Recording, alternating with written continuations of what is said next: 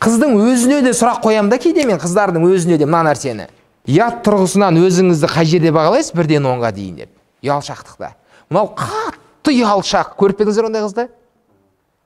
Қатты ұялшақ. Мынау деген енді кім бар, кім жоқ, маңызды емес ол. Енді біздің қоғамда қазіргі проблемалардың бірі бізде осыған үгіттейді. Ұлды да, қызды да. Неге? Өйткені бізде ұлдың тәрбиесі, қыздың тәрбиесі деген онша жаңағыдай қарастырылмайды. Енді толық деп айтпаймын, біраз жерлерде, немесе біраз кісілер оны қарастырмайды. Бізде жалпы бала тәрбиесі деп қарастырады.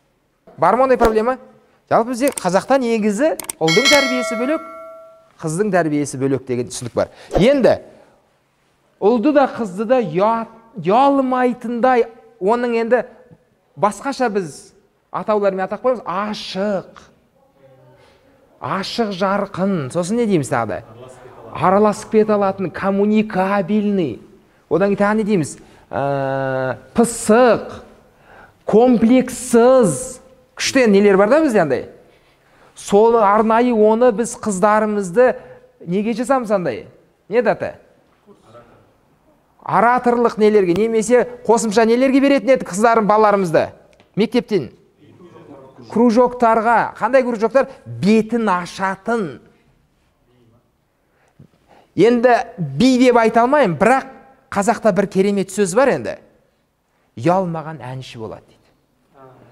Жалпы сахнаға шығу үшін, сахнаға шығып ел жұрттың алдында сөйлеу үшін адам белгілі бір неден өту керек қой, барьерлерден. Егер ол туа біткен сонда ашық болатын болса, оған жеңіл. Бірақ егер ол ұяты керемет жоғары деңгейде болса, ол біраз ананы басып ананы нету керек қой, нелерді алу керек та біраз. Бетті қалыңдатпаса, шығу қиын негізі.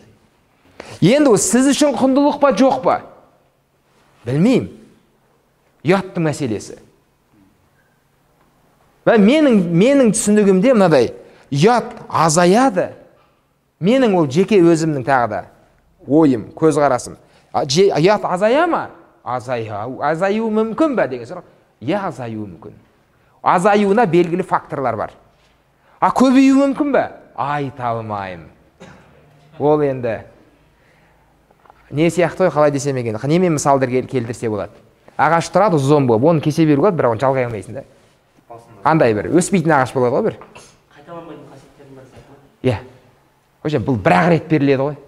Менің ойым андай бір, қалай десем екен, салафан сияқты мандай бір өзі жұқа, бірақ жыртылғаннан кейін ол клейленбейді, ол желімденбейді.